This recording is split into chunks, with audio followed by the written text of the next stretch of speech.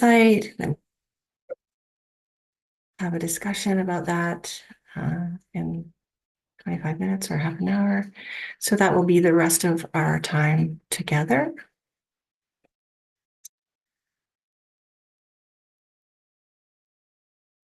With the intention of considering how intention comes to light in our practice and out in daily life.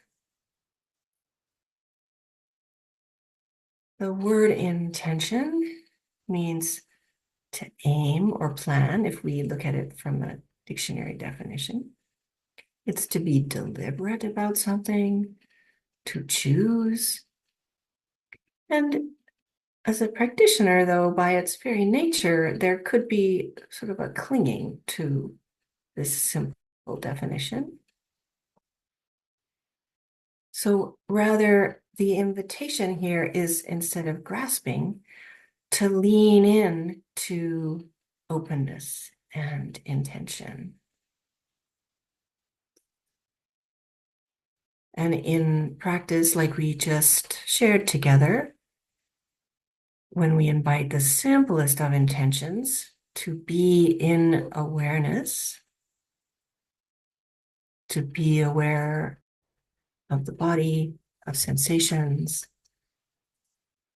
not from a mind-involved perspective, but in experience, the direct experience right now, where we notice every breath as it arises and falls away, as we notice every experience arise and fall, or a sensation, or an emotion.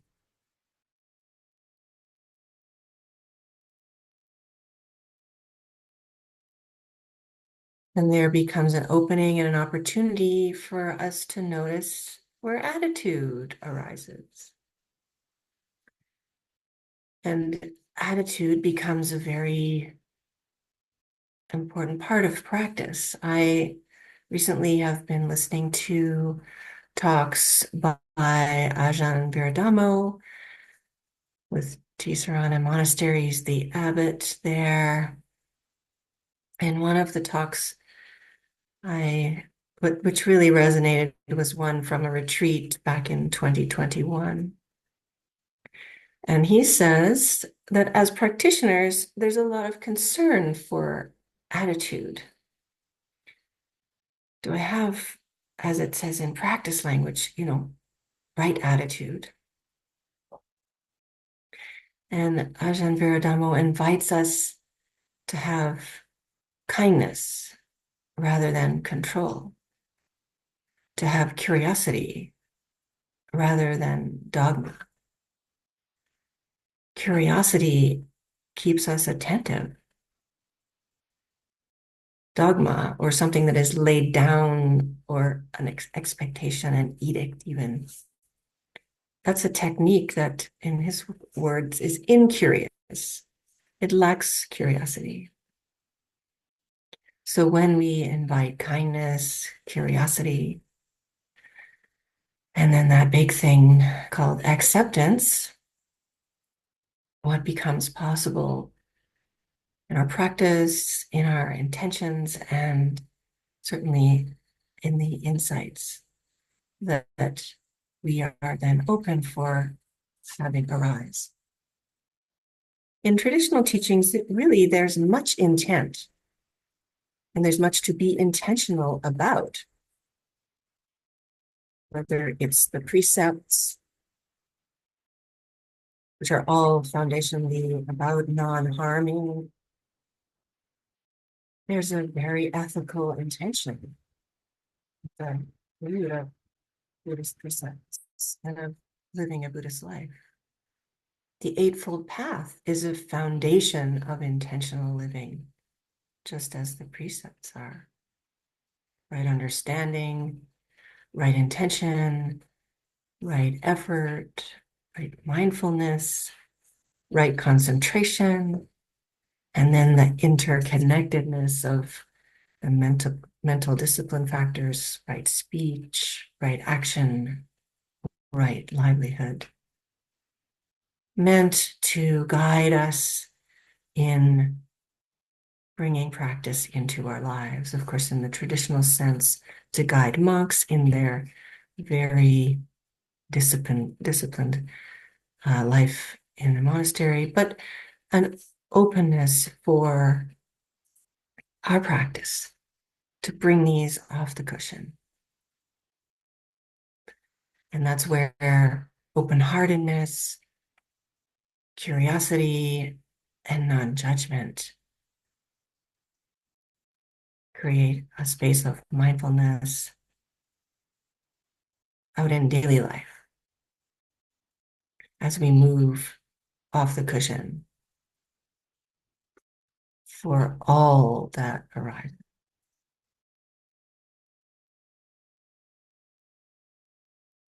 In Ajahn Verdhamo's book, The Contemplative's Craft, which is a collection of his talks at Tisarana Monastery. I'm just going to read a little bit of one of those sections called the one that addresses right intention.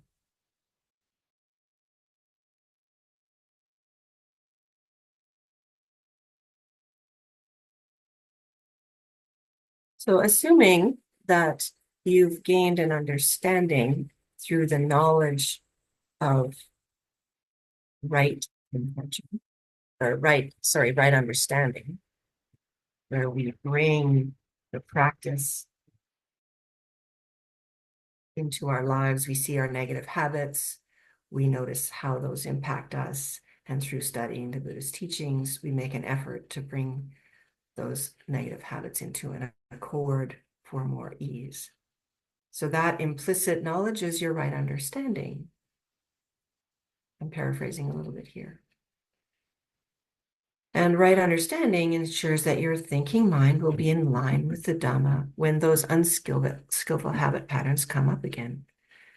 Say, for example, you have a colleague at work who really annoys you. If you have right understanding in regard to your annoyance, then your coworker starts to bother you. Your thinking will remind you, be mindful, be careful, pay attention to the body.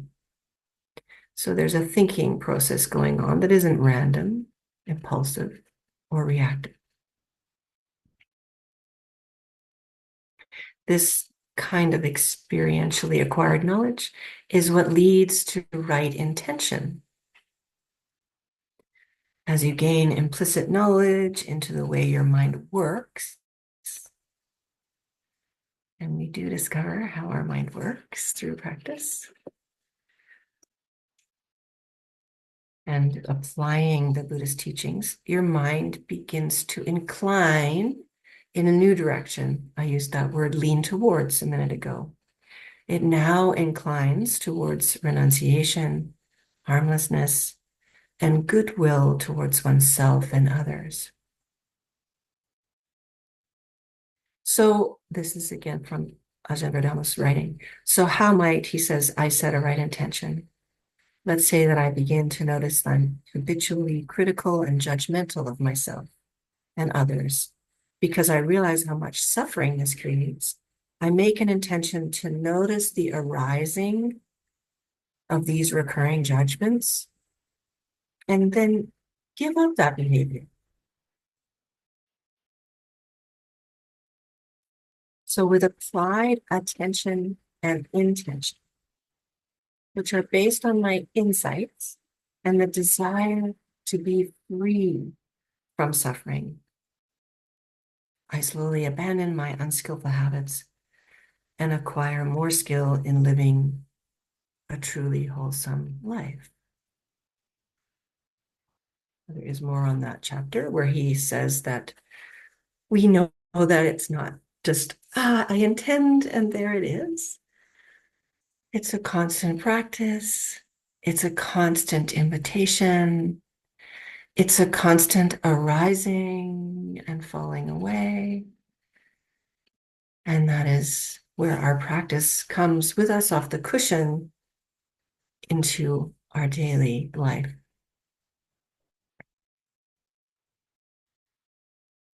which also opens us to that part of our practice called insight.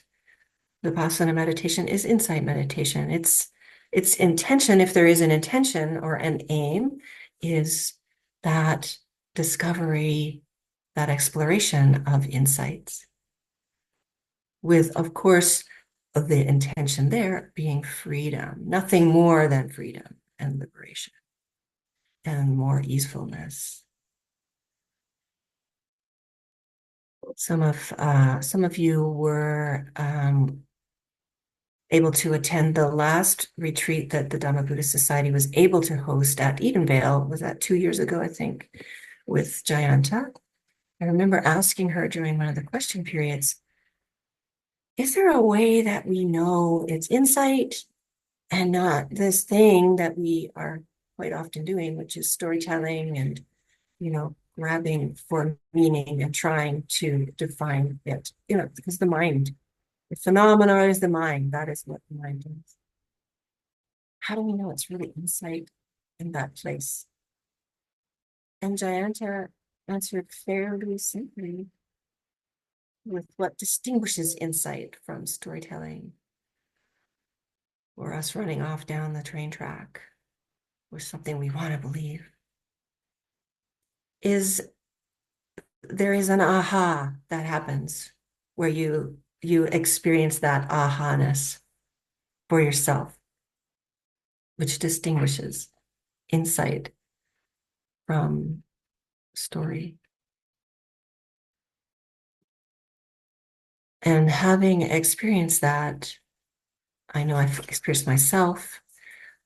I'm hoping that has been part of your practice too, where there literally is this light bulb goes on, where it's a different dawning of something, a realization, where there's no fireworks and the world doesn't start to shake, but there's this, oh yes, aha, yes,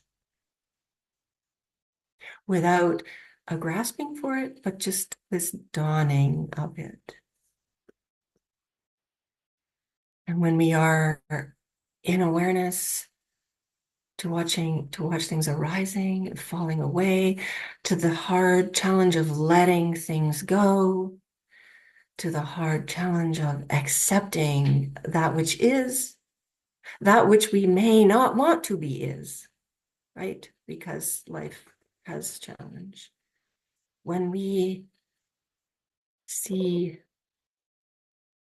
it's like this, those three words, it's like this, are words that Ajahn Dhamma uses throughout his talks, and many other monastic senior teachers would use similar words like that.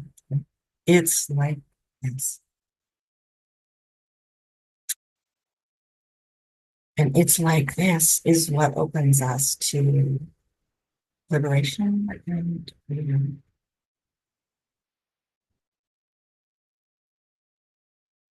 peacefulness, wholeheartedness, and it's a nice state of well-being, which is what we want to be in and have for those we care about and have for our world. So this aha is out in the world, perhaps, is our practice at work, right? When insight goes with us out into our daily lives, which is why it's important to practice on the cushion, because then it comes alive when we're out and about. When we bring curiosity, equanimity, acceptance, open-mindedness, and that freedom to be in an attitude of it's like this for whatever arises.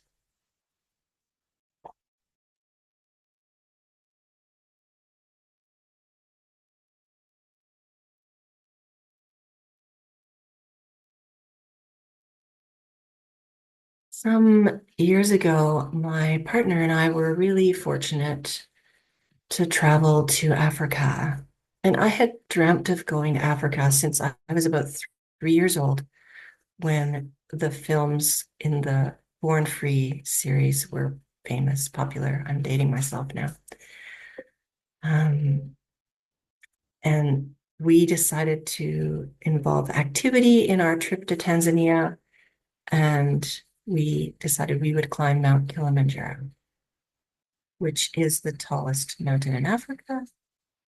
And it's the one of the seven summits, which if you are a mountain climber, those are sort of what you intend to have to climb during the climbing period. It's also the tallest, Kilimanjaro is also the tallest freestanding mountain in the world.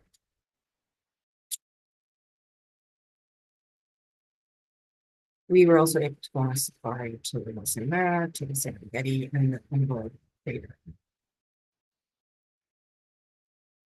So I share this story here and now because I spent a year being really, really intentional in preparation for that journey to climb.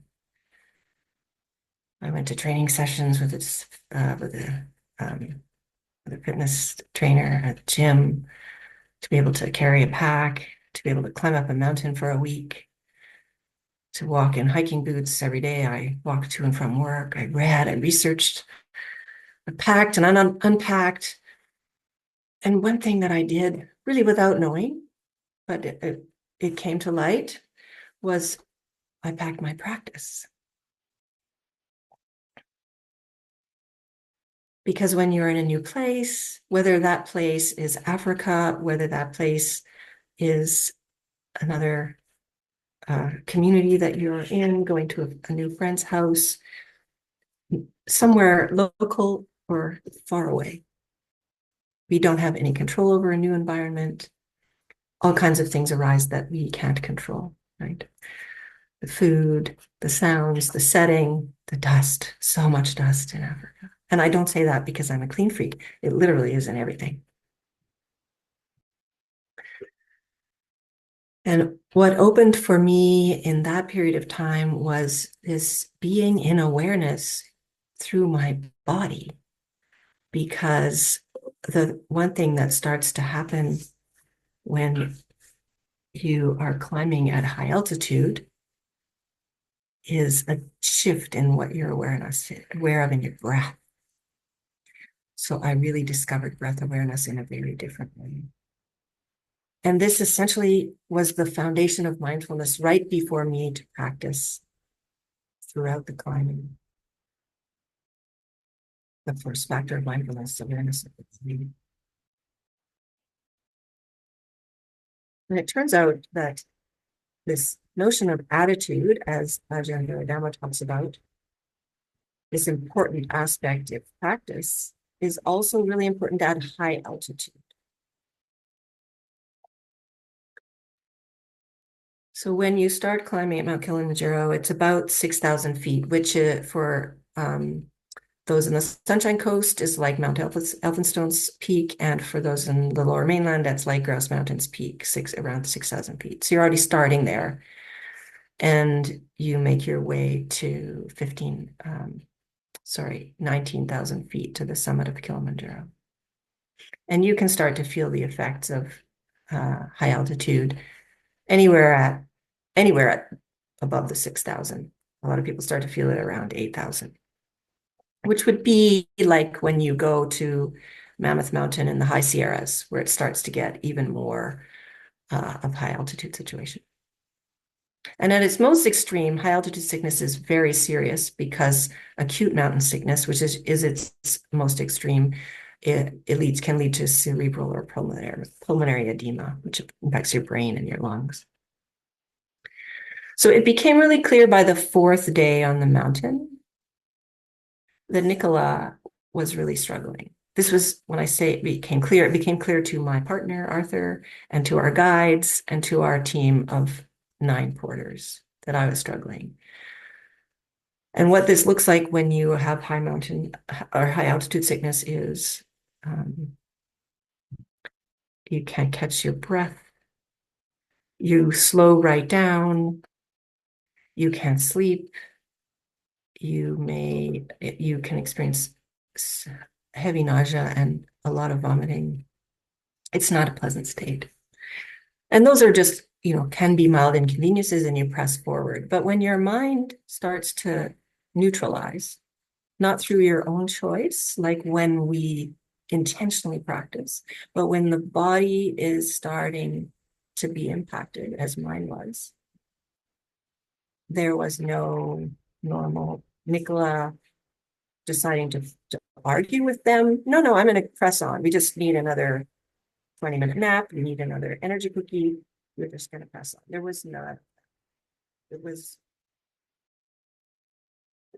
energyless, really listening to the instructions from the guides. They had made a decision on the morning of the fourth day, or the fifth day, pardon me, the fifth day, we would be separating and he would be going to the summit and I would be descending with one of the other guides to safer elevation. It's very typical. They ask you at the beginning of your hike if you are prepared to split up if you're a pair. They set it up that way with two guides and enough porters. They are very, very organized and it's not uncommon. They don't want groups to be conflicted in the middle of the mountain now to make a decision. So we had already discussed that if whichever one of us was afflicted by something, as long as this was not life-threatening or that the comfort level could be mitigated by descending, that we'd come to climb Kilimanjaro. So we'd already made that decision before we had to in the middle of the mountain on night 4. So it was clear the next day I was going down, Arthur was going to go up.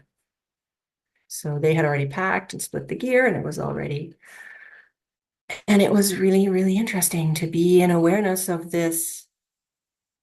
It's like this. I'm going with Elias. We're going down here and Arthur is going with Elliot. He's going up there. It's like this, just as it was. Because all that I could focus on was putting one foot in front of the other and staying upright to at least make it sort of 1,500 meters lower for that night's distance, where we would wait for them to join us. The groups then reconvene. You don't go back to the hotel and hang out and have a spa. You actually wait on the mountain, but at a lower elevation.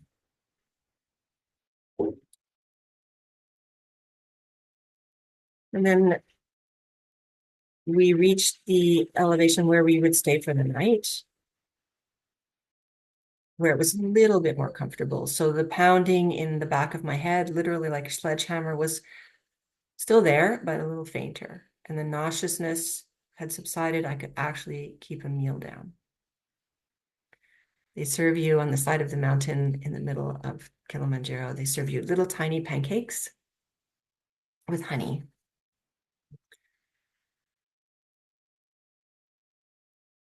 And so lying in the tent that night by myself, and the guide had said to me, I had said, you're in such a tiny little tent, all of you, and it's going to be cold. Why don't we share the big tent where I am? Of course, the guests have slightly different tents. No, no, that is not appropriate. You are in this tent, but we are right here essentially to guard me. They said, have your last little bedtime pee over in the facilities, and then stay in your tent. I'm zipping this up, and you stay in your tent until the morning. So I caught what he was implying there. It is not safe to wander around at the dark, even if you need to go to the bathroom.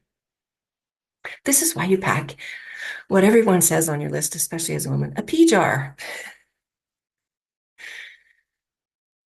But of course, lying in that tent alone, cold, where the drumming in my head started again, the storyline started of, oh, I had so many intentions.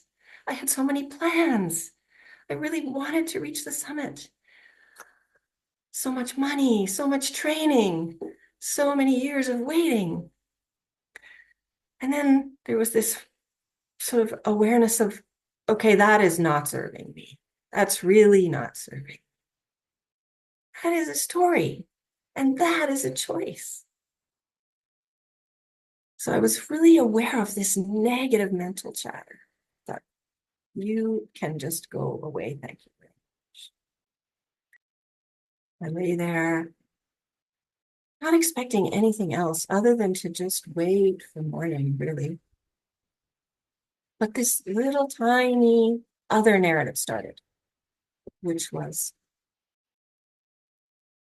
this is your Africa experience. Like, this is you climbing Kilimanjaro. This is this adventure, as Ajahn Viradharma says. It's like this.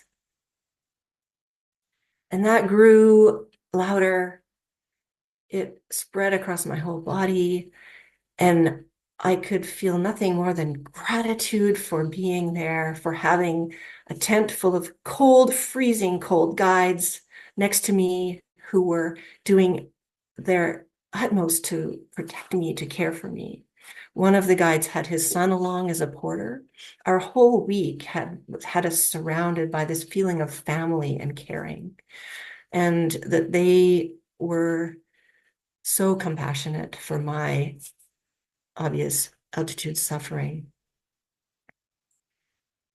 But that transformed that experience, which I can now talk about as one of the most amazing experiences of my life, that I don't think I'll go back and try Kilimanjaro again, even though they invited me to. But that when we are open and when we notice that experience of what is happening with this narrative, this is not a narrative that's serving me. This is not right narrative. How that can shift. And that each of you has had an experience of, it's like this. And we may not like this, but this is how practice arises on the cushion and how it arises out in the world, in interactions with those that we love, in those where we have challenge, and on the side of the mountain. It's like this. And our meditations are not good or bad. It's like this.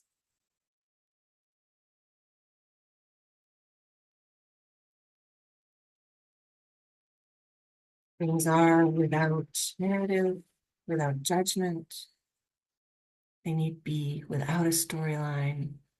They're just like this, where we bring care, warm-heartedness, kindness, compassion, and open-mindedness, equanimity into our lives, where our attitude is to practice with wholeheartedness, with wholesomeness, even at altitude.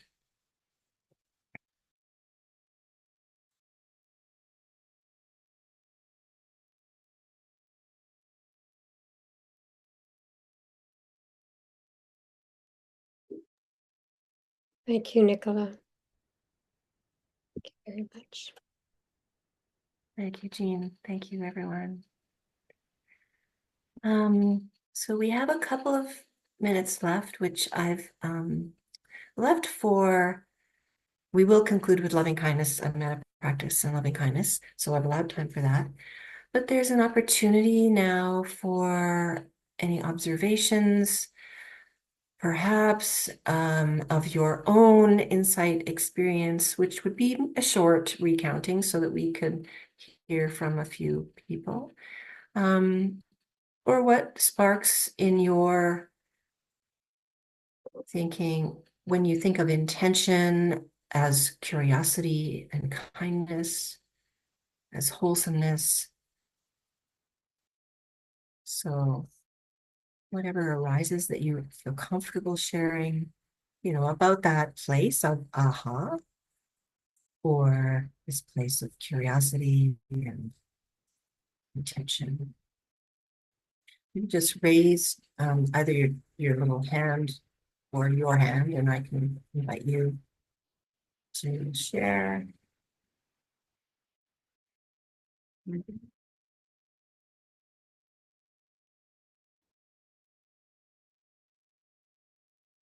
And Connie, are you going to unmute Connie, or does she do that herself, Jean? There we Here, go. I think I did. Thank you. Um, oh, I forgot what I was. Yes. Intention. Um, I tend to see in intention, there's also intention in action and intention in thought. So the right intention, or some people call it wise intention in action or thought. Um, Sometimes I, most of the time, well, I guess the question is a thought more potent, or is an action more deliberate, more seen than a thought? Um, how should I, like, um, like wholesome thoughts, um, that affects, and right thought and right intention. I guess it has the same flavor, or are they the same? I'm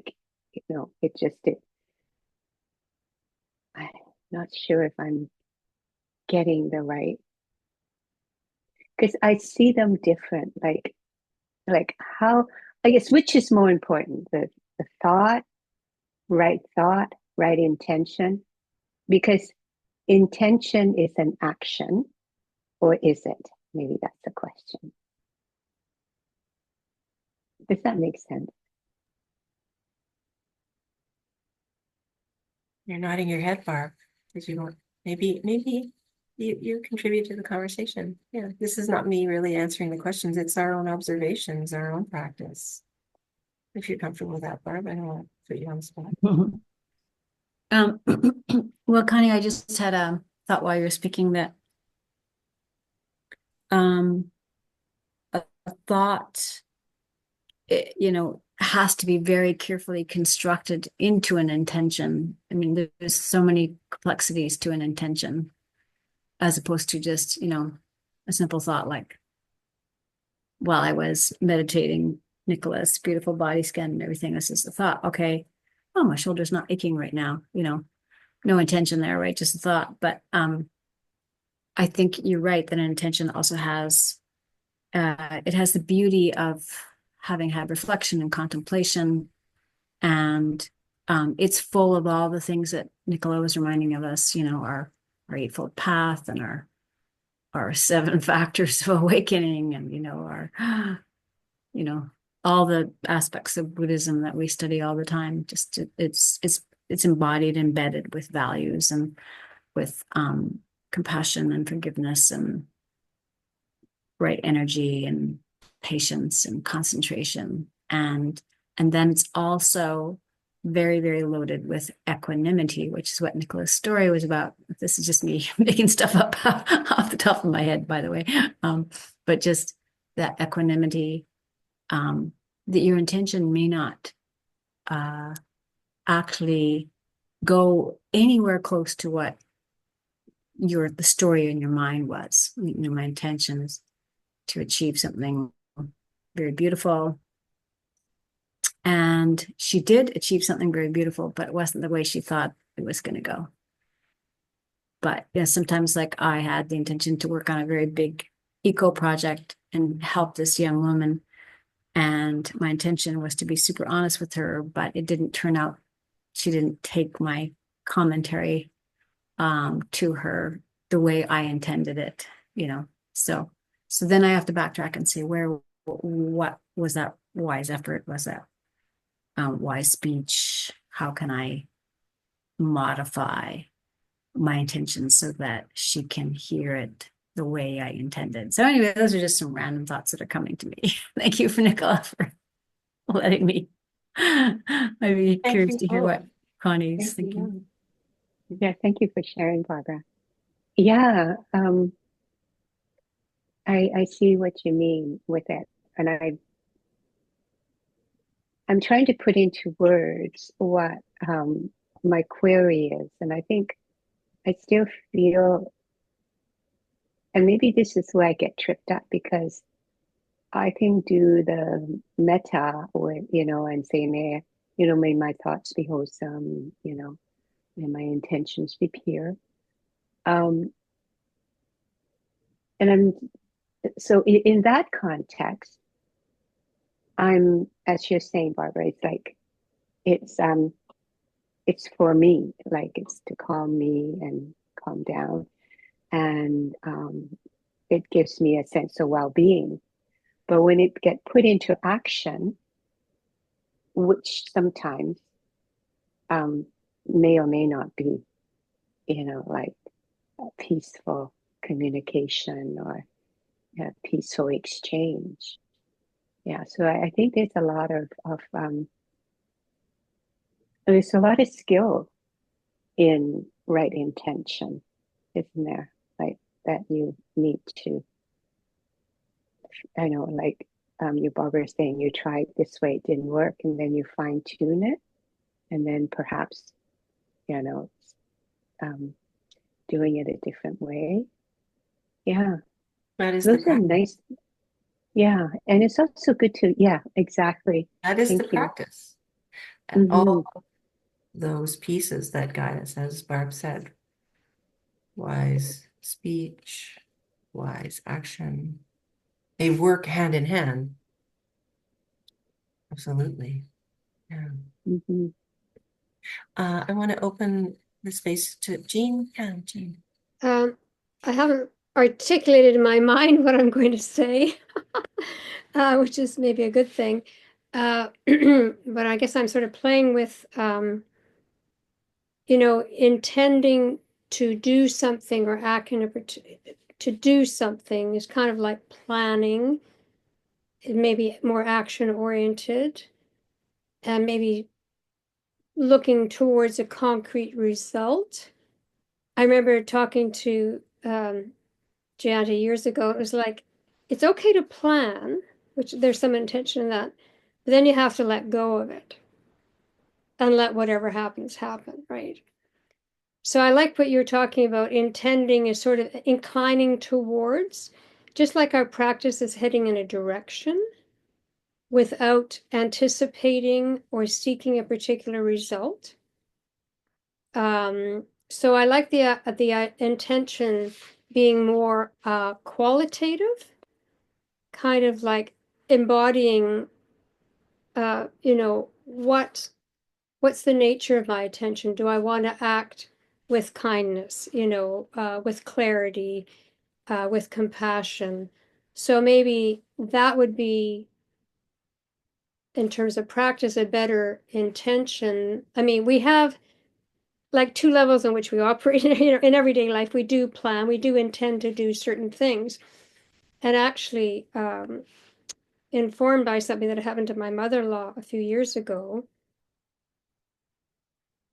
I started to wake up in the morning and say, okay, I wonder what's going to happen today. I wonder what the day will bring. Because normally I would say, well, I'm going to do this, I'm going to do this, and I plan to do this, and I intend to do this, and this, and so I have in my head, this is what my day is going to look like. And then something comes out of left field. And it's like, whoa, this is what my day is going to look like, just like your hike to Kilimanjaro. So it's good to set intentions, but I think more wholesome. And it's more about the quality of those rather than the specifics of, not to get caught up in the specifics of this leading to a result. I guess that's what Yeah. Yeah. Well, and what I have been grounded by and trying to, um, with the intention of experimenting, if this wholesomeness is the intention versus the thing with wholesomeness. Right. And yes, we do have plans. We are all going to have some sort of meal, I'm assuming, after this, or some kind of household responsibility, that we do to our plans included doing that probably after this session. Yeah, I think when we invite this attitude, the intention of this attitude of open-mindedness, wholeheartedness, wholesomeness, which is used as a broad term, I think, for this state of living in practice. It's a constant state of practice, which is why it's so important to be gathering here. Hi, Anne. I just want to say thank you so much. It was a really great session. I have to leave now, but thank you so much. I really appreciated it. Nice to see you. We're about to close anyway. Thank you so much. Have a nice evening. Everybody. Bye. Yeah. Yeah, with that, we will share a loving kindness practice. Jean, do you want to, is everybody okay for a couple Oh, more minutes? absolutely. Absolutely. If anyone needs to leave, they can do that. But please go ahead with what you'd like to do. Okay.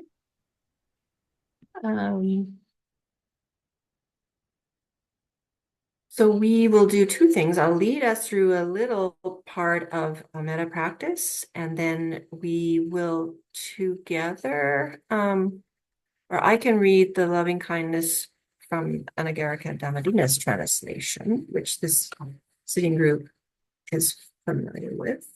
What's your preference, Jean, in terms of the screen or not? I'll just read it as part of us closing. Should we do it that way? No, go ahead. Just as we discussed earlier, as your preference.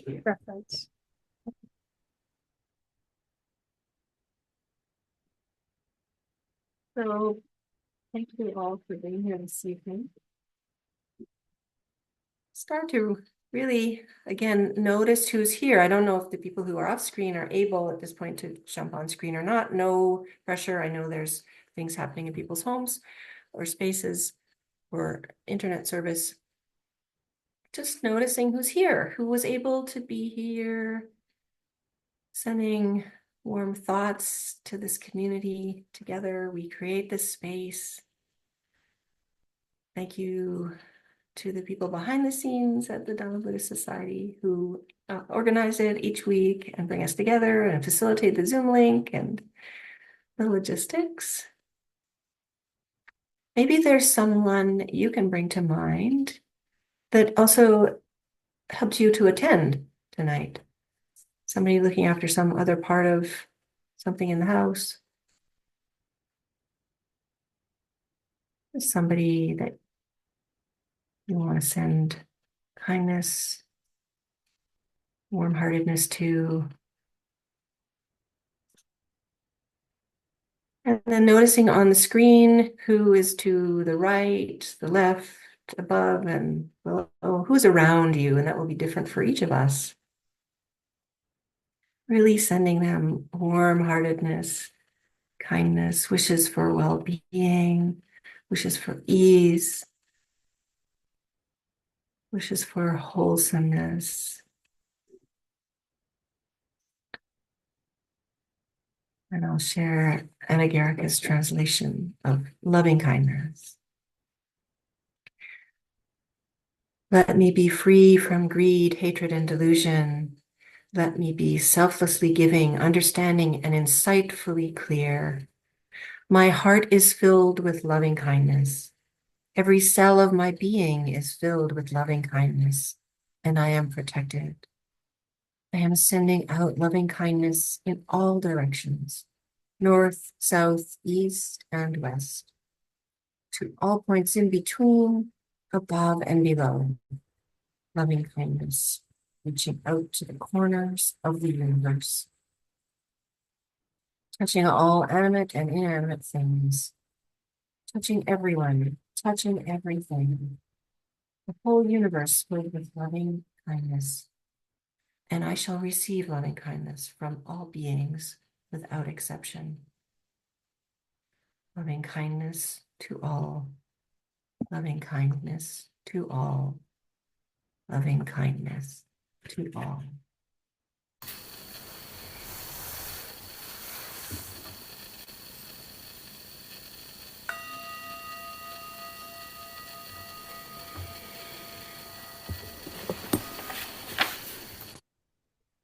Thank you so much again, Nicola. That was a lovely evening. Well, thank you. Thank you. Yeah. Thank you. Yeah, lovely to you. I didn't, if anybody has 2 minutes to stay, I didn't share what I had prepared in advance, which was the, can you see that? Yeah. That's showing up strangely on my screen. I don't know how it's showing up on your screen. Small compared to earlier today. Yeah. Yeah, you might be able to do Full screen or Yeah, it's because it's not on the screen here. thank you, everyone. I need to go, but so great to Okay. see you all. And Nicola, especially, thank you for your guidance this evening. Oh, thank you so much. It's really beautiful good to see you, Barb. Thank Yeah. you. Nice to see, nice Good to to see you, see you, Barb. Barb. Have a good week, dear. Thank you. Bye. Bye. Yeah, I'm not getting a tech right tonight, but anyway, yeah, thank you. Thank you. Yeah, that's the 11, the crew of 11. Oh, it looks cold. Wow. Where did you hike up? Did you hike There up we go. the There we mountain behind you? So that is actually Mawenzi Peak, which is where you acclimatize. So if you climb to just below this peak, it's 15,000 feet, which is sort of the equivalent of the base camp level before the summit of Kilimanjaro. Wow.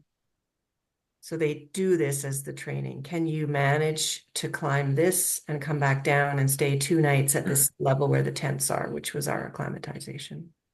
Yeah. I didn't manage to do that. So that's how the whole story unfolded. Good for you to That's pretty high elevation. It's very high. Oh. Yeah. mhm. And it's very raw environment.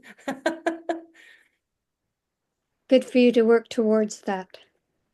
Well, Wow. yeah, it's healthy to have a plan and Yes. an intention and Yes. an aim and lean into it, right?